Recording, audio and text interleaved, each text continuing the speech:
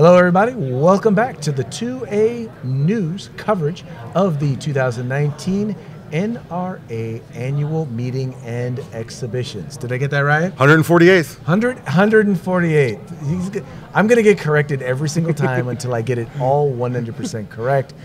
That's why I have this guy sitting here next to me. You guys all know Mr. Mike Piwowarski of Arms Room Radio. Sitting in, enjoying many of these interviews with us. We've had a chance to have some great conversations with some great folks. None, though, more, how shall we say, would auspicious be the word? That's a good word. That's auspicious. a good word. None That's a good more word. auspicious. That's my $15 word? $15 word. I bet he's got a better word, though. I'll bet you he does. Okay. None better than our good friend, Lieutenant Colonel Alan West. Sir, how are you doing? Great. Good to be here with you. Thanks for having me, Mike. Awesome. Colonel? It is a pleasure to have you. I had a chance to meet you. It was a number of years ago when you were serving in Congress at a good friend Kevin McGarry's home in none other than the Bay Area, the San Francisco Bay Area in California. I have to tell you, I really enjoyed that. I always tell people, you are one of the most down-to-earth elected. I don't even want to call you a politician. That just doesn't fit. One of the most down-to-earth individuals, elected representatives that I had a chance to meet. Well, I appreciate it. Public servant. There you Thank go. you. Public servant. So, how is the NRA meeting going for you so far? Well, it's going great. There are some things we got to work through. Tomorrow is the meeting of the members, and I'm sure there will be some things we have to tackle. I'm going to be very honored to present the first Roy Ennis Liberty Award to Otis McDonald, who is McDonald versus City of Chicago fame. Because, again, think about what is happening in Chicago, and here was a former soldier, a black man, who said that, my Second Amendment rights should apply to me here in the city of Chicago. And he took them on and he won that case in front of the Supreme Court. He has since passed away, but it's going to be nice to have his wife, two of his daughters, and his granddaughter on the stage to present this award to him tomorrow at the members' meeting. Wow, that's fantastic. And that just brings up a thing that I always say is that, when people think about the Second Amendment, they think about the rights to the self-defense. But what I keep trying to tell people is this is about civil rights. It is. And civil rights is not the special rights for special people that some of us want. Identity politics rights. Identity politics. But this is about rights that are due all of us, that are enumerated in the Constitution, not given to us by the Constitution, but enumerated.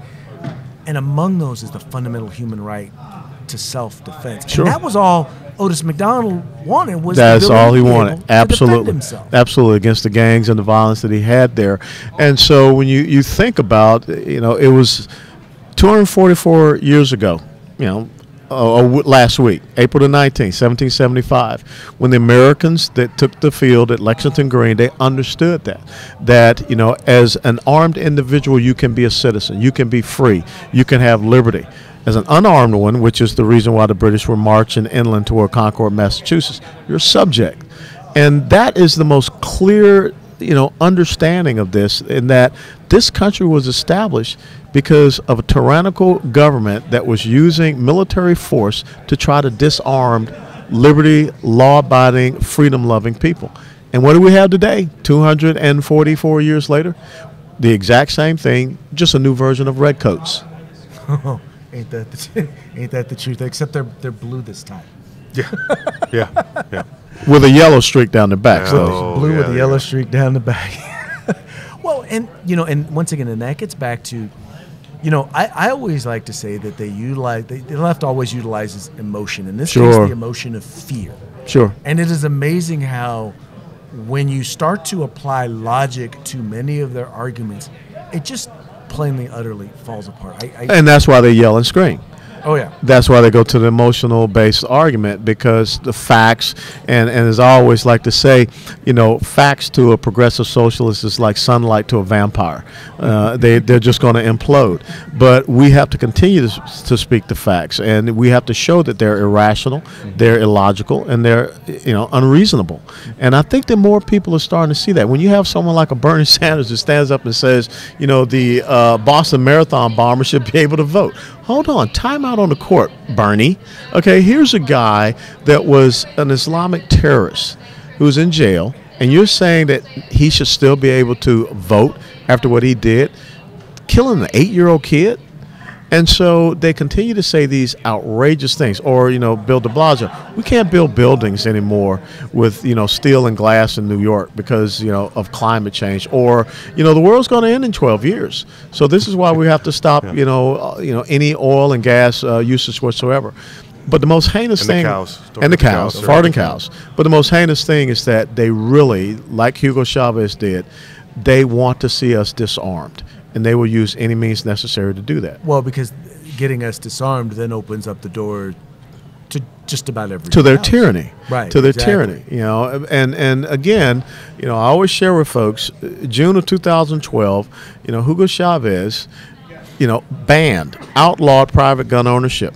And what was his excuse? Well, we're going to curtail gun violence.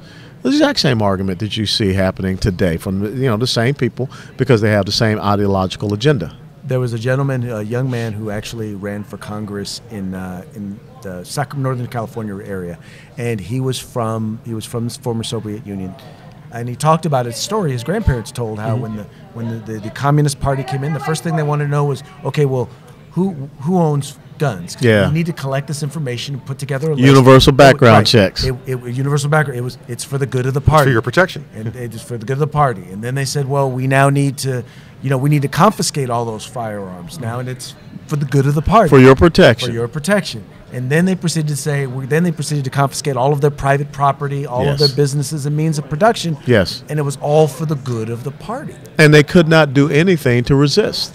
And that's exactly what they want to have here. And because socialism has led to the deaths of tens of millions of people since it has been introduced into the world. It can only be implemented. It can only find a home by way of threat, intimidation, coercion, mandate, or violence. And you can't enact violence if people can defend themselves. Well, amen. Amen to that. And it's, once again, though, and like I said, though, he also goes back to that, once again, understanding that the rights that we have are not given to us by the Constitution. The Constitution simply enumerates them. Absolutely. It codifies what we know to be true. Yes. John Locke wrote in his second treatise of government that our inalienable rights are endowed to us from our Creator. Right. But John Locke wrote life, liberty, and property. And that's why you have to be able to protect your life, your liberty, and your property. Thomas Jefferson, of course, changed it to life, liberty, and pursuit of happiness. And that's why the Founding Fathers were brilliant in understanding that, okay, we got these things called the First Amendment. But if we don't put something in there to make sure that people can protect themselves, their life, their liberty, their property, their pursuit of happiness, and all of these enumerated rights we have in the Bill of Rights for individuals, then it can be taken away. I like to say that the First Amendment that's the polite opportunity to resist. And when the polite opportunity doesn't resist, that's why the Second Amendment exists. Well, the Second Amendment is there to back up those rights. Right. Because you're right. It says that you have the right to your freedom of religion, your freedom of speech, your freedom of expression, the freedom of the press, a responsible press, not what we have today, but the right to petition your government for redress of grievances. But if you don't have the Second Amendment, then how can you petition your government for redress of grievances when they just say, like the communists did, oh, you're going to do what we say? And you don't. Backbone. Yeah. It's the backbone of the Bill of Rights. Yeah. Right. So, understood. You just wrote a new book. Yep. Hold Texas, hold the nation, victory or death. Amen. Amen. So, what's the book about? Well, when you look at what is going on in the state of Texas right now, and it's very shocking to people, the fact that you have someone like a Robert Francis O'Rourke, the fact that you have someone like a Julian Castro, or you have Alexandria Ocasio-Cortez being able to come down to Texas, there's a demographic shift that is happening with people that are coming from failed economic states, California, Illinois, New Jersey, and they are still looking back to those failed states, and they're bringing those same failed ideologies and policies with them. Even though they're coming to states that are economically prosperous, they have great growth and opportunity, but for whatever reason, they're violating what God told Lot not to do. Right. Don't look back. So you look at Colorado, you look at New Mexico, you look at Nevada, you look at Arizona, you look at Virginia. They're coming into successful red states. They're taking over the major population centers, and they're flipping them because the rural areas don't have enough population. And that's the exact same thing, the exact same strategy they're using in Texas. Right. I like it. Well, first of all, I warn people, I do all of my program. I always get gun owners saying, oh, well, you need to leave California, move to Texas. And I keep telling people, number one, I believe that I have a responsibility to stand and fight where I'm at. That's what paratroopers do. I have a responsibility. I'm not going to be a cut and run conservative. I'm going to fight while I have the means and the opportunity. I'm going to stand and fight. Because here's the thing. If I give up where I'm at, eventually then the battle lines are going to change. And we're going to be fighting in Colorado, in Texas. But the other thing is this, is that the people leaving California aren't just the people who are leaving politically. Many people are just leaving because they just can't afford to live there anymore. Yeah, absolutely. The opportunity. 46% of people want to leave San Francisco. Right. And so they go to places like Texas and whatnot, and like you said, they bring their politics with them. And there is a disconnect between who they vote for. It's a mental disconnect between who they vote for and the policies they implement. They don't understand. And how it destroyed where they just came from. Yeah, when you look at, Toyota's national headquarters has moved from California to there. State Farm, you name it. There's many Fortune 500 headquarters moving. These CEOs, the corporate leaders, they understand why they're moving, tax policy, regulatory policies, but they're not doing a good job of talking to the employees, saying, okay, this is why we're leaving. Right. And don't come to, this new fertile land and become a locust. You just chewed up fertile land out here, and then you're going to go to a new, fertile place, and you're going to chew that up too, because then where we're going to go.